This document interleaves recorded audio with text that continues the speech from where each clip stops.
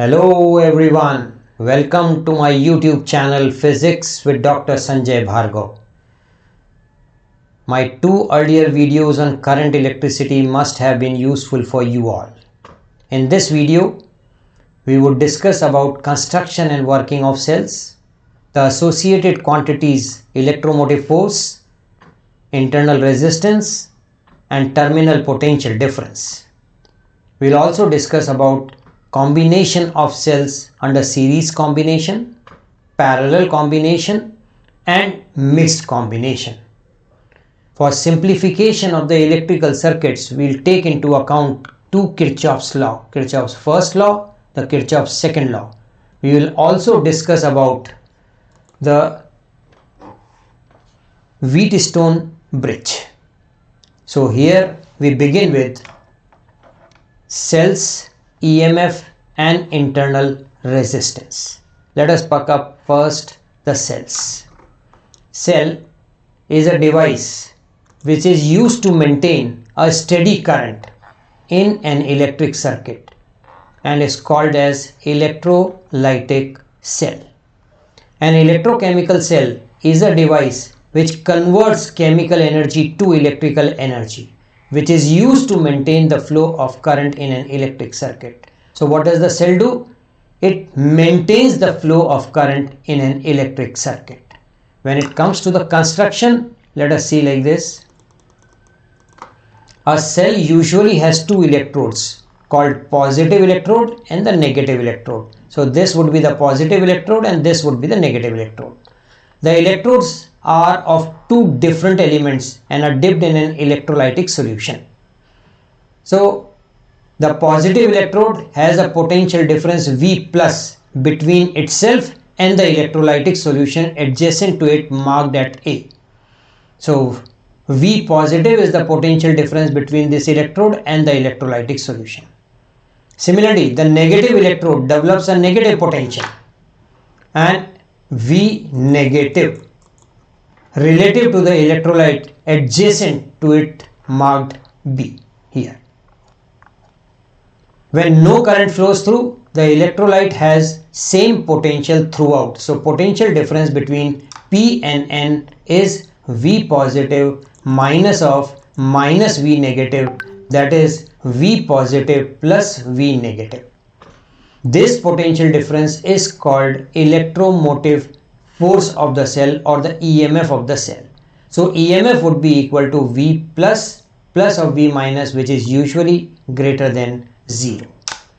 Now we define the word electromotive force. The amount of work done in moving a unit positive charge through it from negative terminal to positive terminal is called EMF. Here we have a circuit, external resistance. This is the cell which has an EMF E, internal resistance R. The current flows from positive of the battery to negative of the battery. So how do we define EMF? The work done in moving a charge Q. So W, A, B, C, D, A, that is along the closed path including the cell. EMF is the maximum potential difference between the terminals of a cell when the cell is in open circuit, that is no current is being drawn from the cell. So if no current is being drawn, then the potential difference between the two terminals of the cell would be called as EMF. Remember, EMF is the characteristic property of the cell which depends on nature of electrode and electrolyte. A small cell has the same EMF as a large made up of same material. The different size cell available in the market all are characterized by 1.5 volt. The thickness of the cell immaterial because nature of the electrode and nature of electrolyte in all the cells is identical. EMF does not depend upon quantity of electrolyte, size of the electrode and distance between the electrodes. So remember, the size of the electrode, distance between the electrodes and quantity of the electrolyte does not change the EMF. EMF is purely decided by nature of the electrode and electrolyte. The second term associated with the cells is the internal resistance. The opposition offered by the electrolyte of the cell to the flow of current through it is called internal resistance of the cell. The internal resistance R of a cell depends upon distance between the electrodes. The internal resistance is directly proportional to distance. So if the ion has to travel larger distance to reach the electrode, it will have the more probability of collision, and that is why internal resistance increases with the increase of distance. Area of the electrode immersed in the electrolyte. More is the area of the electrode immersed in the electrolyte, easier for the ion to reach the electrode, and that is why R is inversely proportional to area of cross section. Temperature of electrolyte. The internal resistance is inversely proportional to temperature. What happens by increasing the temperature?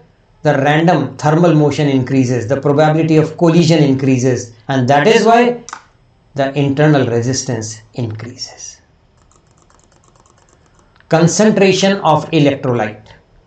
More is the concentration, more would be the internal resistance. Nature of the electrolyte. So these are the 5 factors upon which the internal resistance of a cell may depend upon. The internal resistance of a freshly prepared cell is very small and increases as we draw current from the cell. Another term associated with the cells is terminal potential difference. The potential difference between two terminals of the cell when a current is being drawn from the cell is called terminal potential difference. So how can I define? The potential difference between the two terminals of the cell when the cell is in closed circuit would be called as terminal potential difference. So EMF is a word in absence of current. That means no current is being drawn from the cell. That is, cell is in the open circuit. When it comes to terminal potential difference, the same two terminal, the potential difference when current is being drawn from the cell, that is, cell is in the closed circuit. Now we will have to find a relation between internal resistance, EMF and terminal potential difference. So for that, what we do is we consider a cell of EMF E having an internal resistance R connected to an external resistance, and here is the external resistance. Suppose a current I flows in the circuit, then by definition of EMF would be equal to work done by the cell in carrying a unit positive charge along the closed circuit.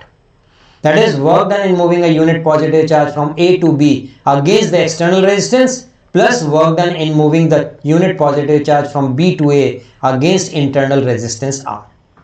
Or E would be equal to V plus V dash, I into R plus I into R, using Ohm's law. So EMF can be written as I into R plus R. So current in the circuit would be equal to total EMF upon total resistance.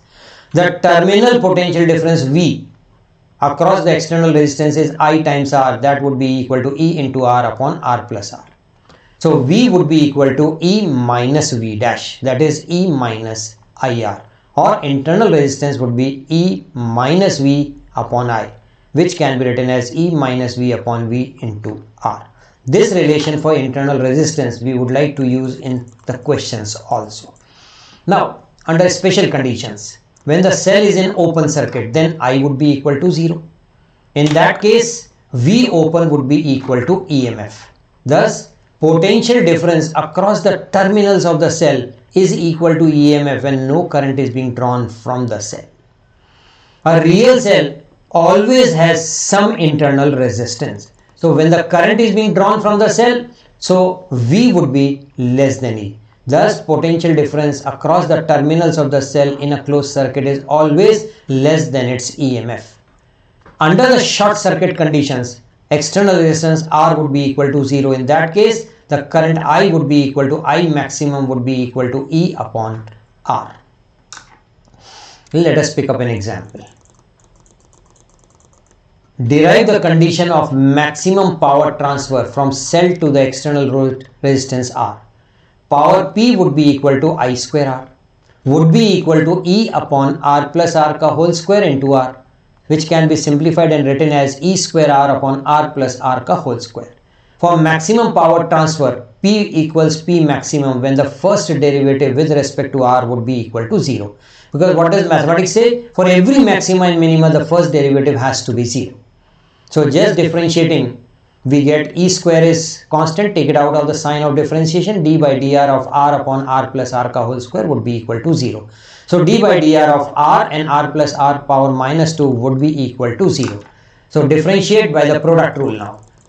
So first function into derivation of second plus second function into differentiation of first should be equal to 0, or 1 upon r plus r ka whole square must be equal to 2r upon r plus r ka whole cube. Cross multiply and simplify, you will get r is equal to capital R. So whenever the internal resistance of the cell is equal to the external resistance, then the power transferred by the cell to the load resistance is a maximum. We will try to remember this condition. It's a very important one. It says when the load resistance and the internal resistance produce matched load. That means internal resistance is equal to the external resistance. In that case, the power transferred by the cell to the load resistance would be maximum. Now we like to study combination of cells. We'll also try to find out under what condition can we obtain maximum current from the cell. Because what is the utility of the cell? The cell drives the current in the circuit, and we need cells to drive maximum current in the circuit. Combination of cells, let us pick up. The cells are combined to obtain maximum current under given condition. The cells can be arranged in following ways. Cells in series. So we have the two cells of two different cells. First having EMF E1 and internal resistance R1. Second cell having internal resistance R2 and the EMF E2. Now the current would always move from positive to negative. The two cells can be combined to provide an equivalent cell having EMF EEQ and an internal resistance, that is equivalent internal resistance REQ. When the negative terminal of one cell is connected to the positive terminal of the other cell and so on, the cells are connected in series. We have two cells of EMF E1 and E2, internal resistance R1 and R2, and they are connected in series between the 2 points A and C. I is the current in the series combination. Now let us see. At point A, the potential is VA. At point B, the potential is VB. At point C, the potential is VC. So VA, VB and VC are the potentials at the point A, B and C. We need potential difference between the terminals of a cell. So VAB would be equal to VA minus VB would be equal to E1 minus I times R1. VBC would be equal to VB minus VC would be equal to E2 minus I times R2. The potential difference between the terminals A and C.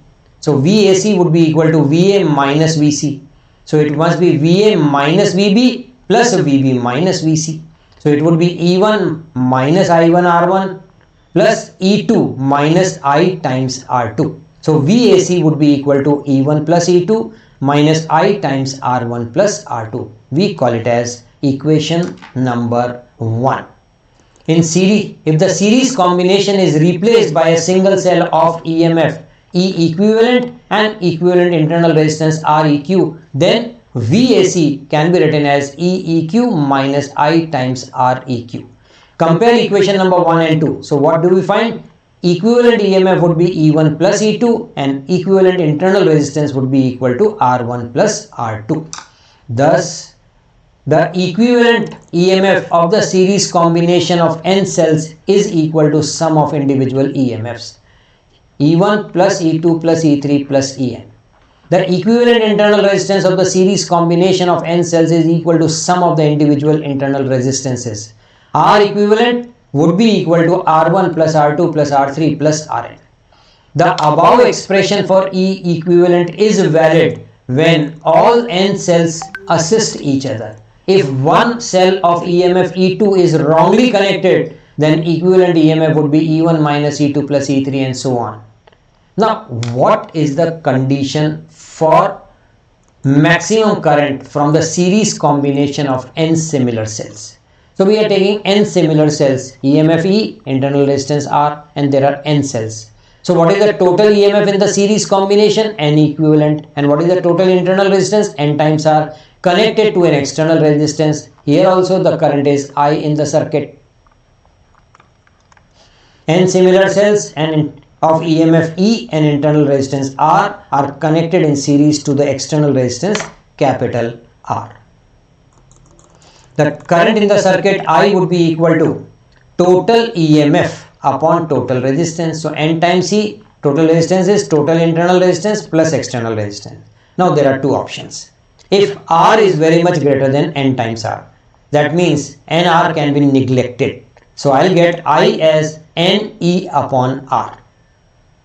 So I would be equal to N times the current that can be obtained from one cell. If R is less than NR, then what will happen? I would be equal to E upon R, which is nothing but current given by a single cell. Thus, when external resistance is very much larger than the total internal resistance, then the cells should be connected in series to obtain maximum current. So, where do we use the series combination? When the external resistance is very much larger than the total internal resistance. In that condition, we must prefer series combination to obtain maximum current. The second type of grouping is the cells in parallel. So we have two cells here, EMF E1, internal resistance R1, EMF E2, R2 connected in parallel between the 2 points A and C. When the positive terminal of all cells are connected to one point and all their negative terminals connected to another point, then the cells are said to be connected in parallel. So we have two cells with EMF E1, E2, internal resistance R1 and R2 and connected in parallel. One of the currents here is I1, another current is I2 and the total current is I. So I must be equal to I1 plus I2 from the figure. The potential difference V across the cells must be same between the points B1 and B2. The potential difference between the terminals of the cell with EMF E1, I can write V is equal to VB1 minus VB2 must be equal to E1 minus I1 R1. So I1 would be equal to E1 minus V upon R1. Similarly, the potential difference between the terminals of the cell with EMF E2, V would be equal to VB1 minus VB2 would be E2 minus I2 R2. So what is the value of the current I2? It must be equal to E2 minus V upon R2. Already we know I would be equal to I1 plus I2. So substitute I1 and substitute I2 can be simplified as E1 upon R1 plus E2 upon R2 minus V into 1 upon R1 plus R2. So V would be equal to E1 R2 plus E2 R1 upon R1 plus R2 minus I times R1 R2 upon R1 plus R2. From the equivalent circuit, V would be equal to E equivalent minus I times R equivalent. Just comparing the equations, what do we get? E equivalent must be equal to E1 R2 plus E2 R1 upon R1 plus R2 and R equivalent, the parallel combination gives R1 R2 upon R1 plus R2. In simple terms, E equivalent upon R equivalent would be equal to E1 upon R1 plus E2 upon R2 and 1 upon R equivalent would be 1 upon R1 plus 1 upon R2. So E equivalent upon R equivalent would be equal to E1 upon R1 plus E2 upon R2 plus En upon Rn, and the equivalent internal resistance obtained as 1 upon R equivalent would be 1 upon R1 plus 1 upon R2 plus 1 upon Rn. Now, what is the condition for maximum current from the parallel combination? So we connect M cells in parallel, each having EMF E and internal resistance R. So an equivalent cell, equivalent circuit I can draw, and that equivalent circuit would have battery EMF as E, internal resistance as R by M and external resistance as R. So I would be equal to E upon R plus R by M. Now the two possibilities, let R be very much less than R by M. So I would be equal to M into E upon R, that is M times the current due to single cell. And if R is very much greater than this, then I would be equal to E upon R, that is current given by a single cell. So I can say when external resistance is much smaller than the net internal resistance, then the cell must be connected in parallel to obtain maximum current. So in this case, what we have said, the external resistance has to be small as compared to the total internal resistance of the circuit. In that case, the cells have to be connected in parallel to obtain maximum current. And when does the net internal resistance become large? when the cells are old used cells, because fresh cells would always have a smaller resistance. So usually all fresh cells are connected in series, whilst the used cells are connected in parallel to obtain a reasonable current. Mixed combination of cells. So we have a cell circuit here. The first row has n cells, each of EMF E and internal resistance R. Similarly, there are n rows of such combination connected to the external resistance. You can draw an equivalent circuit. The total EMF would be equal to n times E. The total internal resistance would be n R by M, and external resistance here. The current here is I.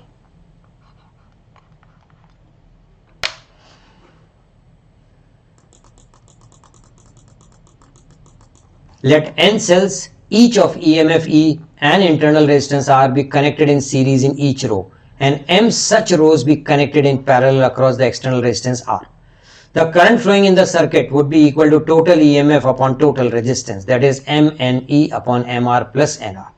This can be written as under root MR ka square plus under root NR ka square minus 2 MNRR. So we are adding and subtracting the same term to obtain a perfect square in the denominator.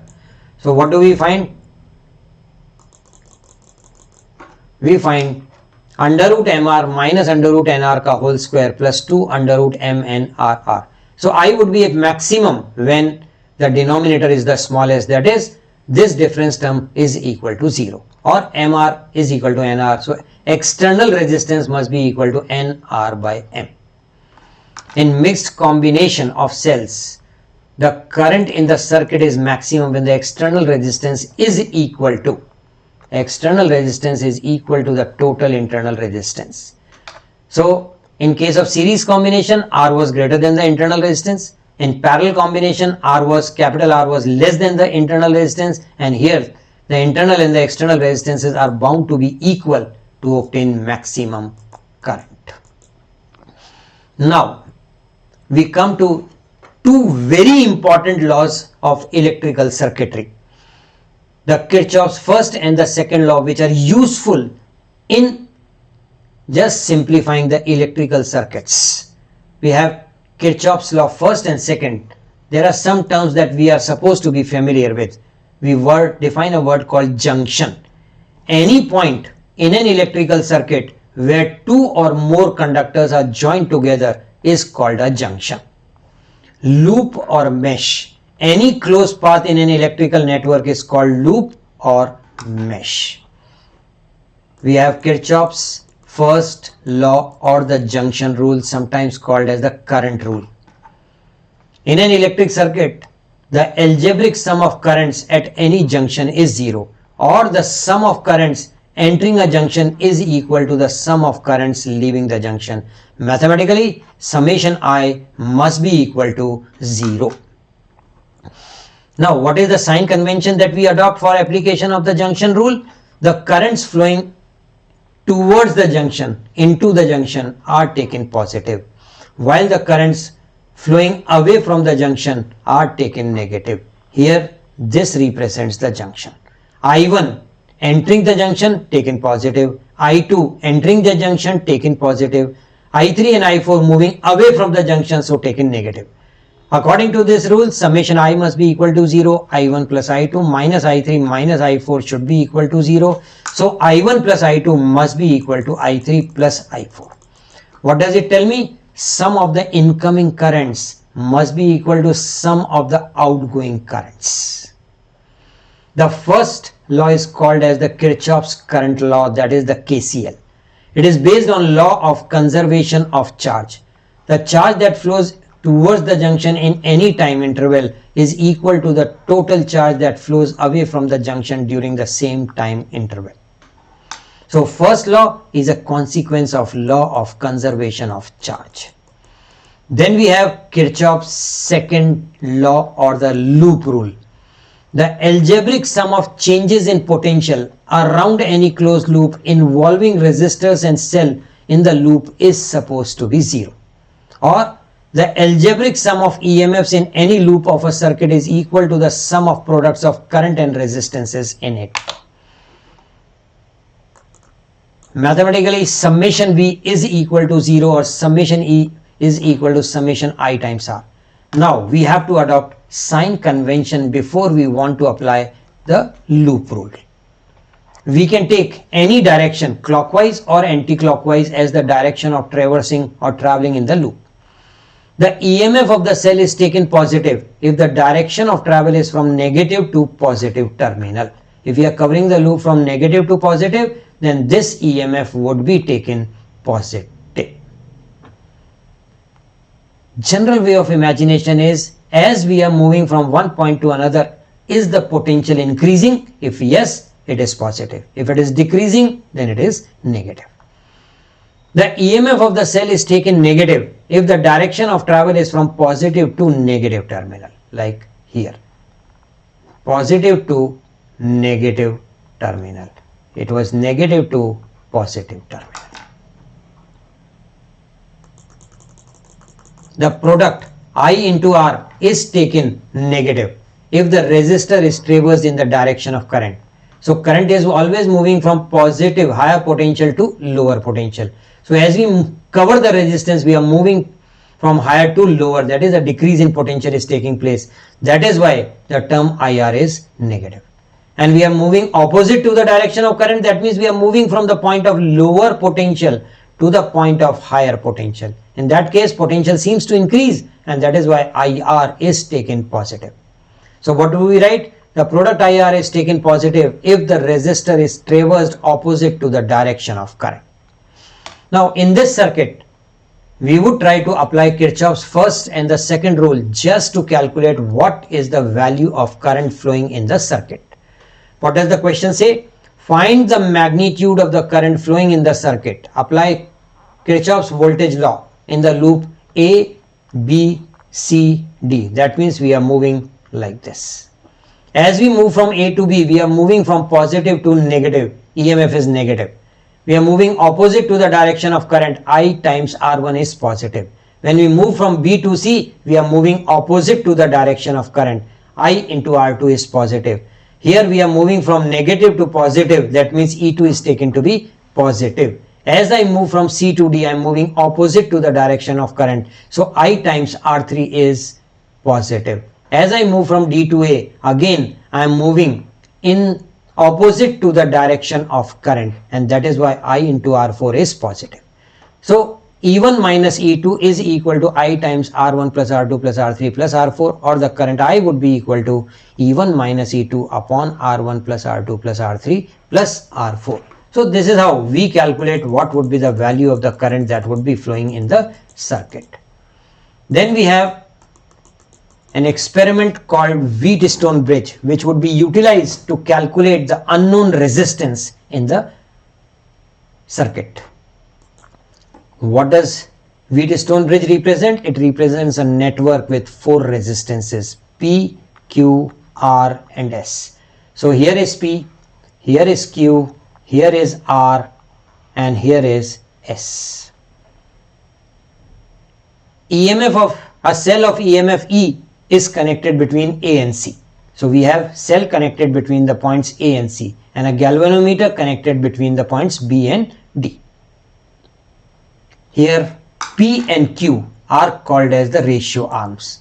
R is the known variable resistance and S is the unknown resistance which needs to be determined. G represents the resistance of the galvanometer. There are 2 keys, one connected with the cell called the cell key, one connected with the galvanometer called galvanometer key. Now I can apply Kirchhoff's voltage law to the closed loop BADB. So I am moving here from BADB and the direction of motion is marked here. Similarly in this loop also direction of motion is marked. So we can write 2 equations for the 2 loops. I'll get I1P minus I1 into R plus Ig into G is 0. How do we get? Just see here. From here, input current is I. At this point, I1 flows through P, so the remaining current I minus I1 will flow through R. This I1 at the point B breaks into 2 parts. Ig flows through the galvanometer and I1 minus Ig flows through the resistance Q. This current Ig comes here, I minus I1 comes here and goes to this resistance S as I minus I1 plus Ig, which combines with I1 minus Ig to form I as the total current. So total current entering and total current leaving the circuit has to be same. Now apply the KVL to the second loop and I get minus of I1 minus IgQ plus I minus I1 plus Ig into S plus Ig into G is equal to 0. Call these as equation number 1 and 2 respectively. Now we have a variable resistance. What we do? The value of R is adjusted so that potential of the point B becomes equal to D. In that case, no current flows in the arm BD. That is, galvanometer shows zero deflection. Ig is equal to 0. This is indicated by the zero deflection in the galvanometer. In this condition, the bridge is said to be balanced. So use Ig is equal to 0 in equation number 1 and 2. And what do I get? I1P is equal to I minus I1 into R. I1Q is equal to I minus I1 into S. Just divide the two equations, 3 and 4. What I get is P upon Q is equal to R upon S. And that is called as the condition of a balance. So what happens in the condition of balance? The current through the galvanometer is 0. The potential of the point B and D are I, and P upon Q would be equal to R upon S. Now, if P upon Q is greater than R upon S, then potential of B would be less than potential of D. In that case, the current Ig would flow from point D to B. And if P upon Q is less than R upon S, then the potential of B would be greater than potential of D. So Ig would flow from point B to D. In the condition of balance, the resistance P and Q are in series. The resistance R and S are also in series. The resistance P plus Q is in parallel to R plus S. So what is the equivalent resistance of the bridge?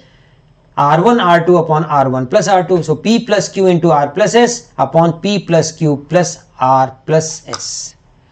The condition of balance depends on the resistances P, Q, R and S. It is independent of the EMF of the cell. So resistance P, Q, R and S decide the condition of balance. Has nothing to do with the EMF of the cell. In the balanced state of the bridge, the position of the galvanometer and the cell can be interchanged. So cell is initially connected between A and C. Then it can be connected between B and D. That is what we mean. We can interchange the position of the galvanometer and the cell. While doing the experiment, at the start, press the cell key first and the galvanometer key later. At the end of the experiment, release the galvanometer key first and the cell key later. It would minimize the induced current errors produced in the measurement with the help of Wheatstone bridge. So in practice, when we start the experiment, we press the cell key first to make the current maximum and then press the galvanometer key. At the end of the experiment, we release the galvanometer key first and the cell key later.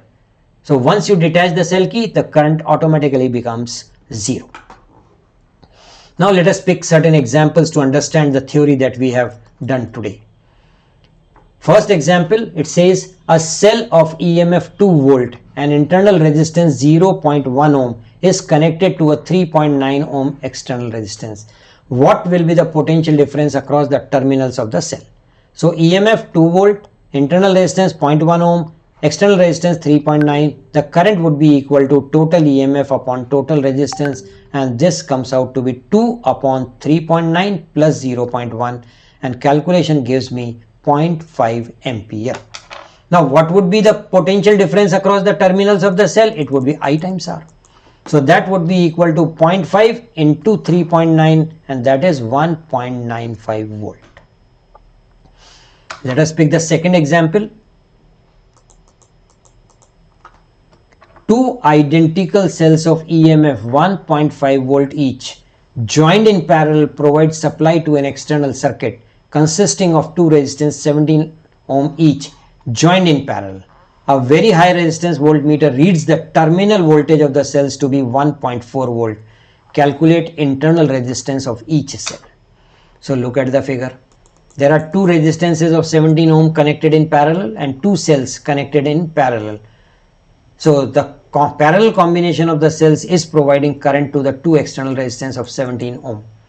Now what would be the equivalent resistance R1 R2 upon R1 plus R2, that would be 17 by 2, and this would give me 8.5 ohm. Here this will give me EMF as 1.5 volt and internal resistance as R by 2. So equivalent circuit can be drawn here. Now total internal resistance, I can calculate R equivalent as R equivalent upon E into E minus V upon V. R equivalent R by 2, R equivalent 8.5, EMF is 1.5, and the terminal potential difference is 1.4. So internal resistance here is 1.2 ohm.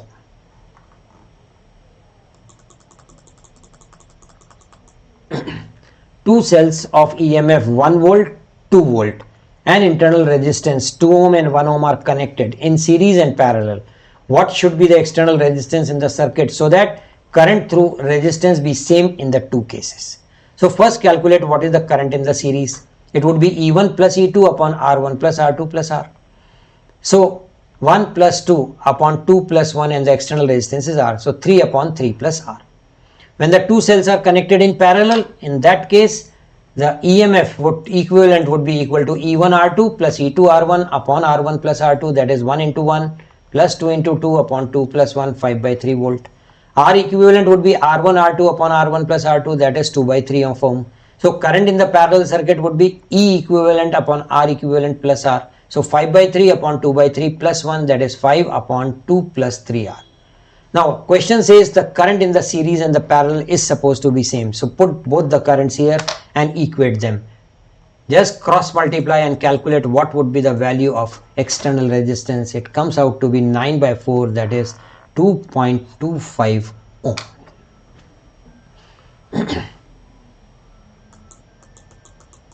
Example 4. 4 cells of identical EMF E, internal resistance R, are connected in series to a variable resistor. The following graph shows the variation of terminal voltage of the combination with the output current. Find EMF of each cell. For what current from the cells does the maximum power dissipation occur in the circuit? Calculate the internal resistance of each cell. So this graph, it shows the potential difference as 5.6 for the current 0.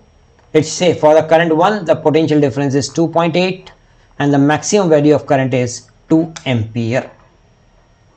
Now whenever the current I is equal to 0, then total EMF would be equal to terminal voltage. 4 cells, so 4E would be equal to 5.6. So EMF of each cell would be 1.4 volt. When current is 1 ampere, V is equal to 2.8 upon 4, that is 0.7 volt. So internal resistance R would be E minus V upon I. 1.4 minus 0.7 upon 1, that is 0.7 ohm. Output power is supposed to be maximum when the external resistance would be equal to internal resistance. So external resistance R must be equal to total internal resistance. So what is the maximum value of current? Total EMF upon total resistance 4E upon 4R plus external resistance, that is 4R. So E upon 2R. EMF is 1.4 and 2 into small r, that is 0.7. So total current flowing is 1 ampere.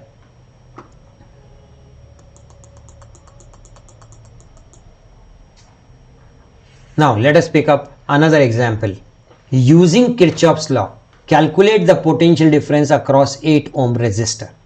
So we have the direction of motion like this in the first loop and in this loop second, like this. The 4 volt battery produces a current I. At this point junction, what happens? Here also another current I2. The two currents then combine to move across 8 ohm. Apply the Kirchhoff's law to loop number 1. So we'll have 2 plus 6 into I1 plus 8 I1 plus I2 would be equal to 4, or 8 I1 plus 4 I2 is equal to 2. Apply Kirchhoff's law to the second loop. We obtain 1 plus 4 I2 plus 8 times I1 plus I2 is equal to 6. So 8 I1 plus 13 I2 is equal to 6 would give me equation number 2. Subtract equation number from equation number 2. We'll get 9 I2 is equal to 4. So I2 would be equal to 4 by 9 of ampere. Now use the value of I2 and calculate I1. So I1 comes out to be 1 by 36 of ampere. So what is the total current? I1 plus I2 would be 4 by 9 plus 1 by 36 would be equal to 17 by 36 of ampere. Now we need to calculate potential difference across 8 ohm resistor, that would be equal to 8 into I1 plus I2, that is 17 by 36, so 4.25 volt. Example, another. In a Wheatstone bridge, find the current through the galvanometer in unbalanced position of the bridge when a battery of 2 volt and internal resistance 2 ohm is used. Now just look at the figure. From here the current moving in the circuit is I, out of which I1 goes here, so I minus I1 would be here. At this point IG goes here, so I1 minus IG would be moving like this. On this side in resistance as I would be equal to I1 plus IG. I minus I1 plus IG. Now there is a loop here BAD. So we can move from A, B, D and back to A, move like this. And in the second loop you have to move this way. So in the first loop I1 into 1 plus IG into 4 minus I minus I1 into 2 is equal to 0. So we get the equation 3I1 minus 2I plus 4IG is equal to 0. There are 3 unknowns I, I1 and IG. So we need 3 equations to come up.